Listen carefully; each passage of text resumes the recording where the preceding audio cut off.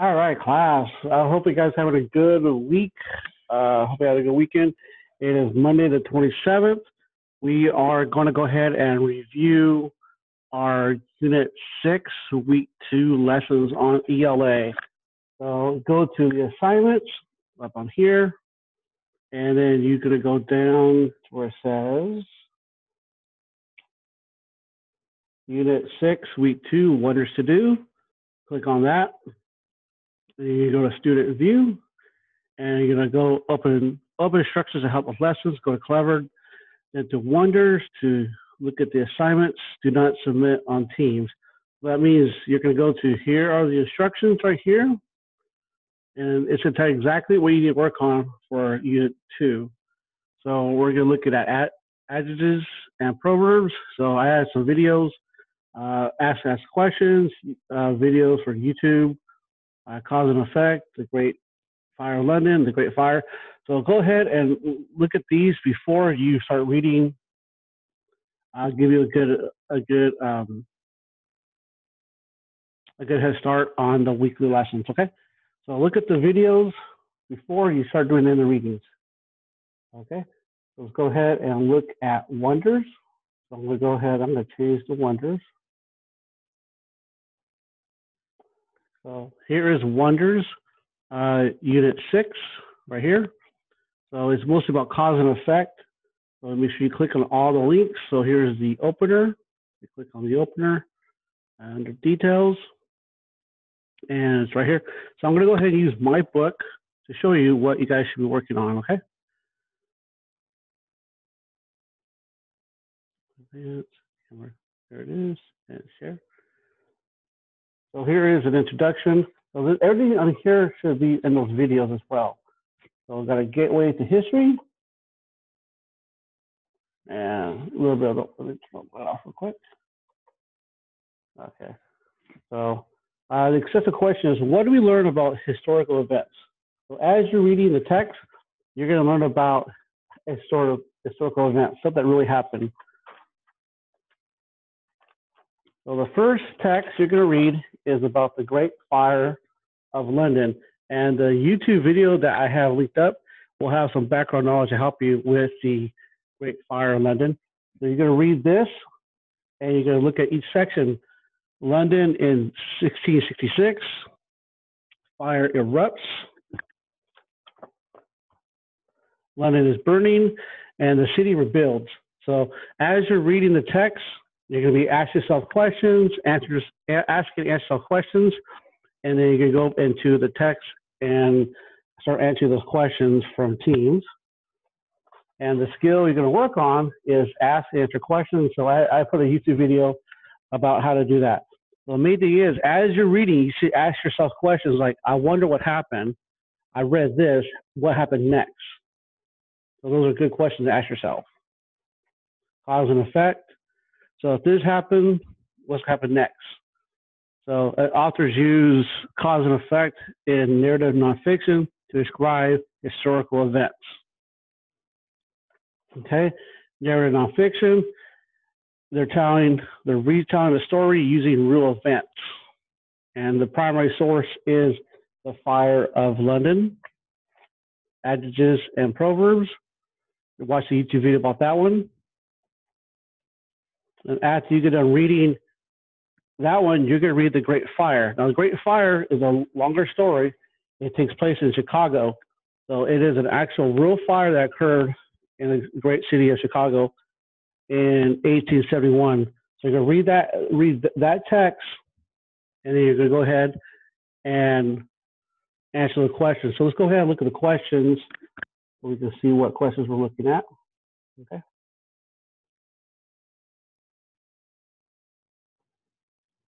And I'm going to go right into back to Teams. So here is the weekly links I want you to look at. It talks a little bit more cause and effect, the Great Fires, good stuff. So let's look at the questions. Okay, so week 2, wonders to do, and then week 2 questions. So Just open it up, how we always do. Gives you the unit number, the week 2, gives you the background, gives you your vocabulary, your review. And this is the standard we're working on. We're working on analyzing details in a key event. So the key events are the fires, one in London and another one in Chicago.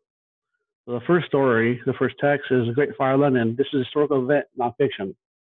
So how is causes of the Great Fire of London introduced in the text? How did the author describe London in 1666?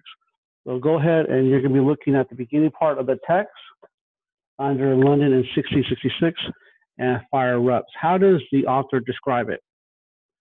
How are the causes of the Great Fire introduced in the text? So why does the author show that there are causes?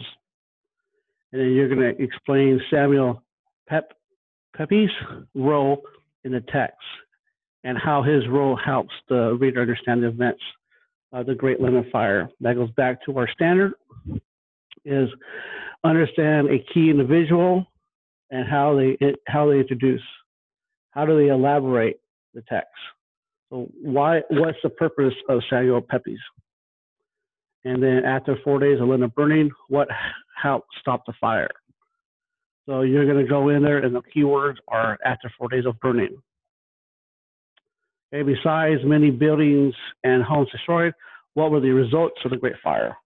So what happened after the fire? So after the fire destroyed many homes, what were the results? So we're looking for the effects. So a result, effect, that's what we're looking at. And I don't want to hear any answers like, oh, houses were destroyed and burned. We understand that. It says right there in my question. So what were the results? So that's going to be towards the end of the text. And then write me a summary of the Great Fire of London. Should we start off with, in the text, the Great Fire of London describes, the author describes, and then give me 3 key details of the Great Fire of London and give me that conclusion. The conclusion should include a result of the Great Fire. Now, what did people start doing as a result of the Great Fire? What did it cause people to do afterwards? Okay?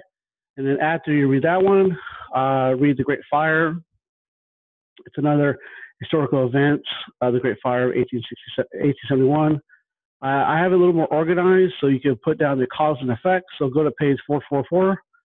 You just go to your text, type in the Great Fire, or click on the link under Wonders to Do, and you just basically type in where are the cause and effect.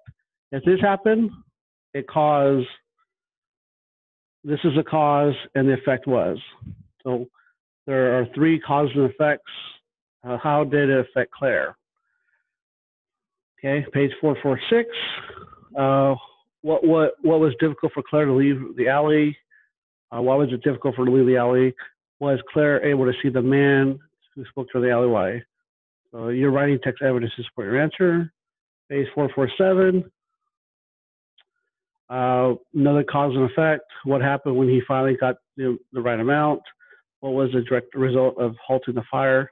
Why wasn't Hildreth able to bring down the structures he needed for fire breaks? So we're looking for the cause and effect. So if he wasn't going to do it, how did he do it?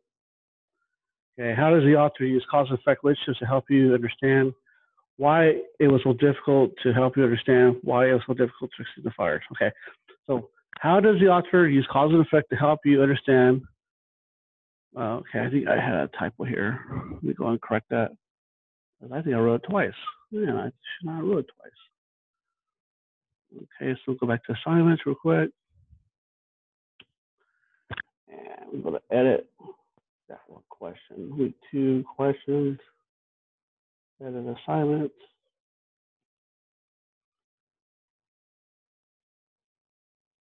Okay, well, that was right there. I think I put Y 2 times. Yeah, not let me do it.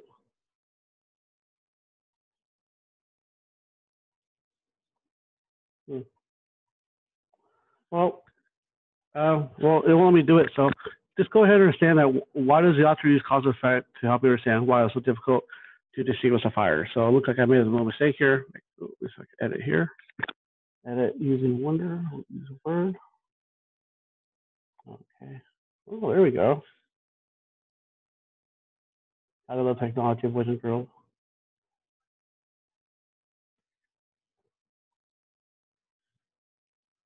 All right, let's see here.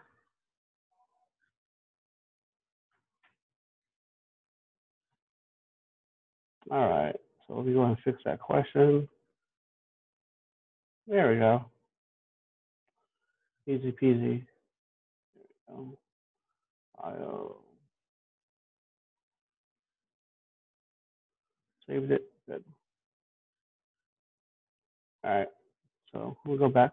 So how does the author use cause and effect relationships to help you understand why was it so difficult to extinguish the fires, and why was Mrs. Fur agitated by the wagging of frightened children?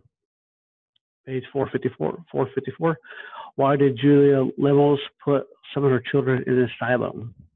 An asylum is a place usually for people that have that need mental health issues, or it could be an orphanage. So, how to use the word asylum in this text?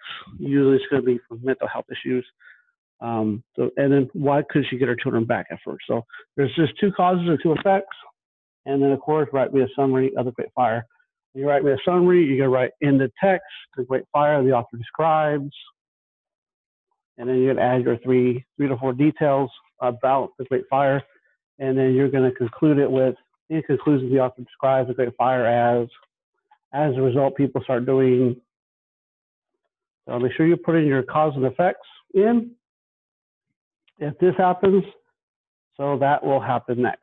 So as you're reading, make sure you ask yourself questions.